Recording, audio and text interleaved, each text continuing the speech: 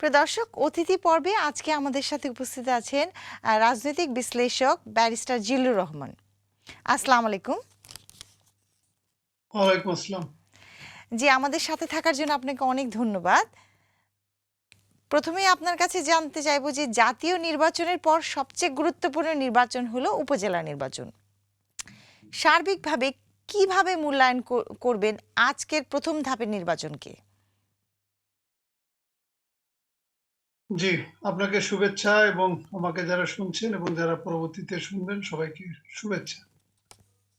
আপনি যেমনটি বললেন যে উপজেলা নির্বাচন, এটি আপনি যদি বাংলাদেশের 18 কোটি জনগণকে জিজ্ঞাসা করেন তাহলে 17 কোটি জনগণ হয়তো ঘুম থেকে উঠে একটা নতুন একটা তথ্য শুনবেন। জি, আজকে কি উপজেলা নির্বাচন? মানে আমাদের বিষয়বস্তুটা হলো যে আমাদের বিগত 15 বছরে এই যে নির্বাচন নামক যে শব্দটা এটি আসলে যে নির্বাসনে পর্যদৃষ্ট হয়েছে। কারণ আমরা যদিও বলছি নির্বাচন কিন্তু এটি আসলে এখন আর নির্বাচন নয়। কারণ নির্বাচনটা হয় কখন? নির্বাচনটা হচ্ছে চয়েস অ্যামং দ্য অল্টারনেটিভস। আমার তো এখানে কোনো অল্টারনেটিভস নাই। আমার তো আওয়ামী লীগ শুধু পাওয়ারে আছে, আওয়ামী লীগের লোকজনই নির্বাচন করছে। তাহলে সেই ক্ষেত্রে we don't have any option, we don't have any choice. তো একটা নির্বাচন হয় হচ্ছে the choice among the alternatives. সেই হিসেবে উপজেলা নির্বাচন যেটা হয়েছে বা হতে যাচ্ছে, আজকে প্রথম ধাপে যে নির্বাচন হয়েছে এটি এটি ছাড়াও আরো 4টি ধাপে নির্বাচন হবে, মোট সম্ভবত 5টি ধাপে নির্বাচন হবে। তা যেটা আপনি যেমন প্রশ্ন করলেন যে নির্বাচনটা কেমন হয়েছে, এটি যেমনটি হবার বা আপনি যেমন আশা করেছিলেন বা 18 কোটি জনগণ যেভাবে আশা করেছিল ওইভাবেই নির্বাচন হয়েছে। জি, একদিকে ব্যাপক সংঘর্ষ এবং অন্যদিকে প্রধান নির্বাচন কমিশনের আত্মতৃপ্তি। নির্বাচন কমিশনের সত্য স্বীকারের বাধাটা কোথায়? নির্বাচন কমিশনের সত্য স্বীকারের বাধাটা হচ্ছে যে কারণ তারা যে সংবিধানের উপর হাত রেখে শপথ নিয়েছে, কিন্তু আবার অন্যদিকে তারা কিন্তু এই শপথটা শেখ হাসিনার কাছেও কিন্তু দায়বদ্ধ। তার মানে শেখ হাসিনা তথা যে শেখ হাসিনার যে সরকার যারা আছে ওনারা তাদেরকে নিয়োগ দিয়েছেন, এই জন্য তারা যেটা বলবে বা তারা যেটা বলার চেষ্টা করবে সেটির কাছেও তারা অনেকটা দায়বদ্ধ। এখন আপনি যদি জাতীয় নির্বাচন দেখেন, জাতীয় নির্বাচনে এটি আমার বক্তব্য না, আপনার প্রিন্ট, ইলেকট্রনিক মিডিয়া, আন্তর্জাতিক media, BBC, voice of America, CNN সহ ইনক্লুডিং খালেদ মহিউদ্দিন, তাদের বিবৃতি বা তাদের ব্যাখ্যা বিশ্লেষণে ভোট পড়েছিল 3 থেকে 5%। এখন ইলেকশন কমিশন যদি এটি সত্যি সত্যি আক্ষরিক অর্থে যদি বলে যে ভোট পড়েছে 5%, তাহলে এটি এটি গণতান্ত্রিকভাবে বা আন্তর্জাতিকভাবে জনগণের কাছে আওয়ামী লীগ হেয় হয়ে যেতে পারে। এই কারণে এই কারণে আওয়ামী লীগ জনগণের কাছে একটা ব্লাফ দেওয়া, আন্তর্জাতিক মহলকে একটা ব্লাফ দেওয়া, এই জন্য ইলেকশন কমিশনকে বাধ্য করেছে যে আপনি বলে দেন ভোট পড়েছে 40% বা 41% বা 42%, এবং সেটার রেজাল্টও কিন্তু আমরা দেখেছি। ইলেকশন কমিশনের পক্ষ থেকে চিফ ইলেকশন কমিশনার বিকাল 3টার সময় সংবাদ সম্মেলন করে বলেছিল ভোট পড়েছে 27 পয়েন্ট সামথিং। এরপরে 1 ঘন্টার ভিতর নাকি এটা আরো 15% ভোট বেড়ে গিয়েছে। এর আপনি আপনি হয়তো এই সাক্ষাৎকারটাও দেখেছেন। 2 দিন পরে খালেদ মহিউদ্দিন, উনি চিফ ইলেকশন কমিশনারের ইন্টারভিউ নিয়েছিলেন এবং ওনাকে জিজ্ঞাসা করেছিলেন যে আপনি বললেন 3টার সময় 27% ভোট এবং 1 ঘন্টার ব্যবধানে এটা আরো 15% ভোট কিভাবে বেড়ে গেল। তখন উনি বলছিলেন যে আমি একটু ঘুমিয়ে গিয়েছিলাম, এই জন্য ওই সময় আপনাকে সঠিক তথ্যটা দিতে পারে নাই। আপনি দেখেন একটা জাতীয় নির্বাচন যেখানে 12 কোটি জনগণ, মানে 12 কোটি ভোটার, এই 12 কোটি ভোটারের দায়িত্ব উনি নিয়েছেন চিফ ইলেকশন কমিশনার। উনি নাকি ঘুমিয়ে গিয়েছিলেন। তা আপনি যদি অসুস্থ থাকেন তাহলে আপনি ছুটিতে কেন যান নাই, অথবা আপনার এই দায়িত্বটা আপনি আরেকজনকে কেন দেন নাই? এটি হচ্ছে বাস্তবতা। এখন উপজেলা নির্বাচনে আপনি যদি বলেন যে ভোটের পার্সেন্টেজ কত পড়েছে, হ্যাঁ, আমার যেটা ধারণা যে জাতীয় নির্বাচন থেকে উপজেলা নির্বাচনের ভোটের পার্সেন্টেজটা একটু বেশি হবে, কিন্তু সেটা কিন্তু খুব বেশি না, মানে খুব বেশি ডিফারেন্স হবে না। জাতীয় নির্বাচনে হয়তো ভোট পড়েছে 5%, এখানে হয়তো আমার ধারণা সর্বোচ্চ 10 থেকে 12%, অথবা আমি যদি খুবই নমনীয় ভাবে যদি এটা দেখি এটা 15%, মানে 10, 12, 15, আমার ধারণা যে 10 থেকে 12% বা হায়ার যদি হয় তাহলে 15%। ভোট পড়েছে, যেহেতু এটা স্থানীয় নির্বাচন, সেই ক্ষেত্রে কারণ আমি আমি আওয়ামী লীগের সমর্থন করি না বা আরেকজন আওয়ামী লীগের সমর্থন করে না, বাট তার হয়তো তার এলাকার কোনো ক্যান্ডিডেট থাকে, তার আত্মীয় স্বজন ক্যান্ডিডেট থাকে, সেই হিসেবে হয়তো আত্মীয় স্বজনের মুখ রক্ষার্থে হলেও সে তখন ভোট দিতে যায়, যে এই কারণে যায় যে যেহেতু এটা প্রতীকী নির্বাচন হচ্ছে না, তাহলে আমার লোকটা বা আমার কাছের লোকটা বা আমার আত্মীয় যদি যদি নির্বাচিত হয় তাহলে মন্দের কি। এই হিসেবে আমার ধারণা ভোট 10 থেকে 12% পড়েছে। এবং এই ভোট নিয়ে যে যে বিবৃতিগুলো আপনাকে একটু বলি, এখানে ইলেকশন কমিশন বলেছে, মানে একটা ঢেকুর তুলেছে, লম্বা ঢেকুর, যে ভোট পড়েছে নাকি 30 থেকে 40%। এটি আসলে ইলেকশন কমিশন সরকারের কথাটাই প্রকাশ করলো, কারণ আমরা কিন্তু জানি এটা প্রচলিত, মানে আমাদের ভিতরে একটা ধারণা, বিশেষ করে 91 সালের নির্বাচনের পর থেকে, যে আওয়ামী লীগ এবং বিএনপির ভোটার সংখ্যা আছে 30 থেকে 35%। আওয়ামী লীগেরও ভোট আছে 30 থেকে 35, বিএনপিরও ভোট আছে 30 থেকে 35। এটি মোটামুটি আমরা জানি যে 35-35, 70, আর বাকি 30% হলো সব দল মিলে। তো এখন যেহেতু আওয়ামী লীগের ভোট যেহেতু 30 থেকে 35% আছে, আমরা উপজেলা নির্বাচনে দেখেছি আওয়ামী লীগ মানে সেখানে ভোট দিতে এসেছিল শুধুমাত্র 5%। তার মানে আওয়ামী লীগেরও 30% জনগণ কিন্তু ভোট দিতে আসে না। তার মানে শেখ হাসিনার আক্ষরিক অর্থে যে প্রহসনের নির্বাচন, এটি কিন্তু শেখ হাসিনার যারা সমর্থিত আরো 30% ভোটার, তারাও কিন্তু এটা পছন্দ করে না, তারা কিন্তু ভোট দিতে আসে না। এই কারণে এই কারণে সরকারের পক্ষ থেকে ইলেকশন কমিশনকে বলা হয়েছে যে যদি সাংবাদিকরা আপনারা যদি জিজ্ঞাসা করেন, তাহলে আপনারা বলে দিয়েন যে 30 থেকে 40% ভোট পড়ার সম্ভাবনা আছে এবং হয়তো বা পড়েছে। যার একটা ব্যালেন্স করলো, এবং এইটারই বিবৃতি হিসেবে, সাপ্লিমেন্ট হিসেবে ওবায়দুল কাদের সে বলেছে ভোটার উপস্থিতি সন্তোষজনক। সন্তোষজনক। আবার দেখেন, আমাদের চিফ ইলেকশন কমিশনার যিনি জাতীয় নির্বাচনে ঘুমিয়ে গিয়েছিলেন, জাতীয় নির্বাচন চলাকালীন সময় ঘুমিয়ে গিয়েছিলেন, উনি দেখেন কত নির্লজ্জের মতো উনি বলছেন যে বৃষ্টি ও ধান কাটার মৌসুম হওয়ায় ভোটার উপস্থিতি কম। কত বড় নির্লজ্জ, কত বড় শেমলেস, যে উনি উনি একজন চিফ ইলেকশন কমিশনার, প্রধান নির্বাচন কমিশনার, উনি জাতীয় নির্বাচনে ঘুমিয়ে গিয়েছিলেন, এখন উনি অজুহাত খাড়া করলেন যে বৃষ্টি ও ধান কাটার মৌসুম হওয়ায় ভোটার উপস্থিতি কম।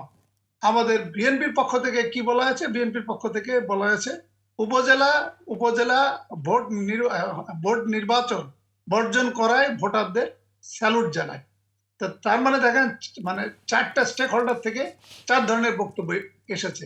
তা আপনি যদি আমাকে একজন বিশ্লেষক হিসেবে জিজ্ঞাসা করেন যে কত পার্সেন্ট আসলে ভোট পড়েছে, এটা আমি যেটা আগেই বললাম, যেমনটি আগেই বললাম যে ভোট হয়তো 10 থেকে 12%, সর্বোচ্চ 15% ভোট পড়তে পারে, যেহেতু এটি স্থানীয় নির্বাচন। এই নির্বাচন দিয়ে ক্ষমতার পরিবর্তন হবে না। কিন্তু সরকারের পক্ষ থেকে যে বক্তব্যটা, সেই বক্তব্যটাই ইলেকশন কমিশনের মাধ্যমে বলা হয়েছে যে ভোট 30 থেকে 40% পড়েছে। ধন্যবাদ। যে আমরা এই নির্বাচনে যদি দেখি যে আওয়ামী লীগ বনাম আওয়ামী লীগ, এই ধরনের নির্বাচনের মাধ্যমে সরকার আসলে কি বার্তা দিতে চায়? না, সরকার সরকার আসলে কোনো বার্তা দিতে চাচ্ছে না, কিন্তু সরকার যে বার্তাটা দিতে চাচ্ছে এটা কিন্তু লিগালাইজ করতে হবে। এখন ধরেন আপনার একটা ছেলে মেয়ে বিয়ের আগে তাদের একটা সম্পর্ক হয়ে গেল, তখন সম্পর্ক হয়ে গেলে তখন কি করে বাবা মা? বাবা মা তখন ব্যাকডেটে একটা লিগালাইজ করে একটা বিয়ের ব্যবস্থা করে দেয়।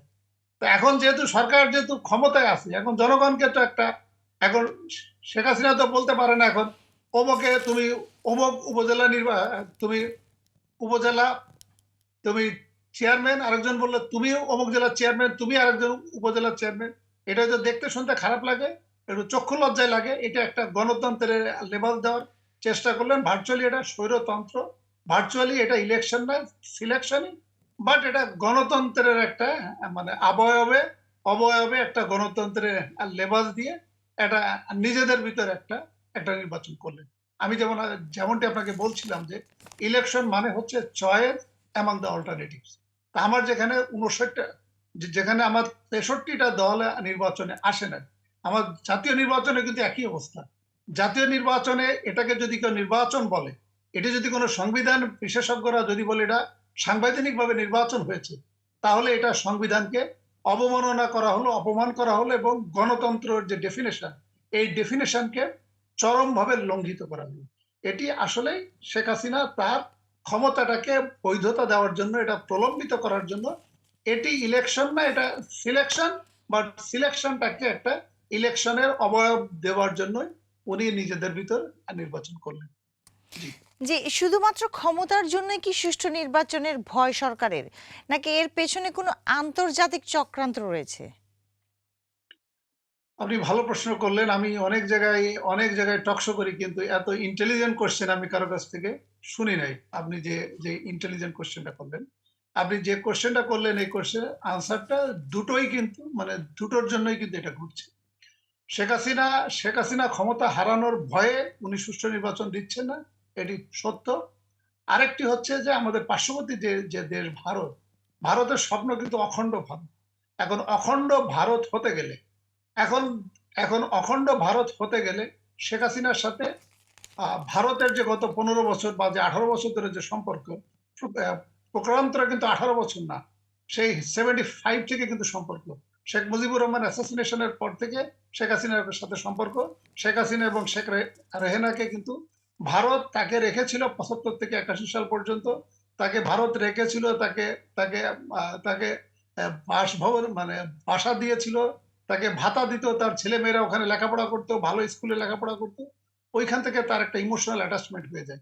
এরপরে 81 সালে যখন জিয়াউর রহমান অ্যাসাসিনেশন হয়, তারপর 81 থেকে 90 সাল পর্যন্ত তাকে রাজনীতিতে হাতে খড়ি দিয়ে আস্তে আস্তে তাকে শেখানো হয়, এবং 90 সালে এরশাদ যখন ক্ষমতাচ্যুত হয় তখন ভারত ভেবেছিল যে ইলেকশনের মাধ্যমে শেখ হাসিনা হয়তো ক্ষমতায় আসবে, কিন্তু ওই সময় কিন্তু জনগণ শেখ হাসিনাকে ম্যান্ডেট দেয় নাই।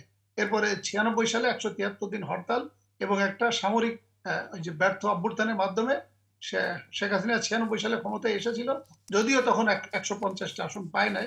তখন জেনারেল এরশাদের সমর্থন নিয়ে ক্ষমতায় এসেছিলেন। এরপরে তো এরপরে যে ঘটনাগুলো ঘটেছে এগুলো তো ইতিহাস। 2007 সালে একটা সেনা অভ্যুত্থান ঘটিয়ে, একটা মিথ্যা বিবৃতির উপর সেনা অভ্যুত্থান ঘটিয়ে ভারতের সমর্থনে শেখ হাসিনাকে ক্ষমতায় আনলেন, 2/3 মেজরিটি এনশিওর করলেন, কেয়ারটেকার গভর্নমেন্ট বাতিল করলেন এবং 2014 সালে একতরফা নির্বাচন করলেন। 2018 সালে আর দিনের ভোট রাতে করলেন এবং 2024 সালে সমসম নির্বাচন করলেন। এখন আপনি তো প্রশ্ন করতে পারেন, তাহলে ভারতের এখানে আগ্রহ কি? ভারতের এখানে আগ্রহটা হচ্ছে ভারত এখানে অখণ্ড ভারত চায়। আপনি যদি ভারতের পার্শ্ববর্তী যে দেশগুলো আছে, কোন দেশই ভারতের স্বাধীনতা এবং সার্বভৌমত্বের জন্য হুমকি না, এক্সেপ্ট বাংলাদেশ। কারণ বাংলাদেশটা হলো ভারতের পেটের ভিতরে ঢুকে আছে, এবং বাংলাদেশের উত্তরে আছে সিকিম, পূর্বে আছে 7টা রাজ্য, এবং পশ্চিমে আছে 3টি রাজ্য, ওয়েস্ট বেঙ্গল, বিহার, উড়িষ্যা। তার মানে প্রায় 11টা রাজ্য, এবং এই 11টা রাজ্য এরা কিন্তু হিংসা করে। কারণ বাংলাদেশ স্বাধীন হওয়ার পরিপ্রেক্ষিতে বাংলাদেশের যে সমস্ত ইকোনমিক ইন্ডেক্স, বাংলাদেশের যে ডেভেলপমেন্টটা গত 53 বছরে হয়েছে, এটা অনেক ক্ষেত্রে পাকিস্তান এবং ভারতকে ছড়িয়ে গিয়েছে। এই কারণে ভারতের যে পার্শ্ববর্তী যে দেশগুলো আছে তারা কিন্তু জেলাসি করে, তারা কিন্তু হিংসা করে, এবং এটা একটা সমস্যা। আরেকটি সমস্যাটা হচ্ছে ভারতের যে মানে আমাদের বাংলাদেশের যে পূর্বে যে 7টি রাজ্য আছে, এই 7টি রাজ্য কিন্তু তারা স্বাধীনতার জন্য আন্দোলন করছে এবং তাদেরকে চায়না সহায়তা করছে, সমর্থন করছে। তাদেরকে যদি মানে তারা যদি বাংলাদেশের সমর্থনটাও যদি পায়, তাহলে কিন্তু ভারতের 7টা রাজ্য কিন্তু যে কোনো মুহূর্তে স্বাধীন হয়ে যাবে। ব্যারিস্টার এই জিল্লুর রহমান, কারণে আমাদের হাতে আসলে বেশি সময় নেই, আপনি যদি একটু সংক্ষেপে বলতেন প্লিজ। জি, যে আমি শেষ করে দিচ্ছি। এবং এই কারণে ভারত যেটা চায় যে বাংলাদেশকে দখল করে নিতে চায়। যদিও আমাদের অনেক বোদ্ধা আছে, তারা হয়তো বলে যে না, আমাদের 18 কোটি জনগণ মুসলিম, এই মুসলিম 18 কোটি জনগণকে নিবে না। কিন্তু আসলে এটি ঠিক না। এটি তারা যেভাবে আগাচ্ছে এবং শেখ হাসিনাকে দিয়েই এই কাজটি করাতে চায়। কারণ শেখ হাসিনাকে দিয়ে এমন এমন কাজ করিয়ে ফেলেছে, তাদের শেখ হাসিনাকে বাঘের পিঠে চড়িয়ে দিয়েছে। এই কারণে শেখ হাসিনা কিন্তু বাঘ থেকেও নামতে পারবে না। নামলেই তাকে জনগণ হয়তো খেয়ে ফেলবে। এই কারণে শেখ হাসিনাও ক্ষমতায় থাকলো, আর ভারতের যে উদ্দেশ্য, সেই উদ্দেশ্যটাও সফল হবে, এবং এইভাবে যেতে যেতে আমাদের বিরোধী রাজনৈতিক নেতৃত্ব দুর্বল হয়ে গিয়েছে। শেখ হাসিনা কিন্তু অ্যাজ এ প্রাইম মিনিস্টার এবং শেখ হাসিনা অ্যাজ এ রাজনৈতিক দল হিসেবেও কিন্তু দুর্বল হয়ে গিয়েছে, এবং এটি যত দিন যাবে বিরোধী নেতৃত্ব দুর্বল হচ্ছে, আর সরকারও দুর্বল হচ্ছে। এই ফাঁকে ভারত হয়তো দেখবেন যে কোনো এক সময় বাংলাদেশের মানচিত্রটা ভারতের মানচিত্রেও ঢুকে গেলেও যেতে পারে বলে আমার একটা বিশ্লেষণ। জি, আপনাকে অনেক অনেক ধন্যবাদ আমাদের সাথে থাকার জন্য এবং আপনার সুন্দর মতামত আমাদের দর্শকদের সাথে শেয়ার করার জন্য। আশা করি আবার একটা শুভ সন্ধ্যা অনুষ্ঠানে আপনার সাথে দেখা হবে। জি, আপনাকেও ধন্যবাদ এবং দর্শক শ্রোতা সবাইকে ধন্যবাদ। ধন্যবাদ, ভালো থাকবেন। প্রিয় দর্শক, আমরা চলে এসেছি আমাদের অনুষ্ঠানের একদম শেষ পর্যায়ে। যাওয়ার আগে আপনাদের আবারও বলে দিতে চাই, আপনারা যদি আমাদের অনুষ্ঠানটি মিস করে থাকেন, আমাদের রিপিট টেলিকাস্ট দেখতে পারবেন আজ রাত 12টায়, কাল ভোর 6টায় এবং কাল দুপুর 12টায়। দর্শক, আজকের মতো এখানেই বিদায় নিচ্ছি। আপনারা সবাই ভালো থাকবেন, সুস্থ থাকবেন। আল্লাহ হাফেজ।